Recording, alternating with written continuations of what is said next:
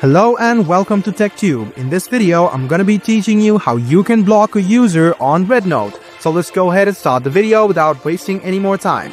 First of all, what you need to do is open the app. Now let's go ahead and view a video, and if I don't like a video, I'll just go ahead and click on it and swipe right. This will take me to the user's profile. Now to block the user, all you need to do is click on the three lines on the top right hand side of the screen, and under or right next to report is block. Go ahead and tap on block once again, and there you go. You have now blocked this user. To unblock the user, just go ahead and tap on unblock once again, and as you can see, the unblocking has been done.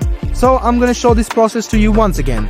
Go ahead and swipe right to the profile or the user you want to block, click on the three lines on the top, tap on block, click on block once again, and there you go. I hope this video was helpful for you. Like the video, subscribe to the channel, and do hit the bell button for more. Hope to see you in the next video as well.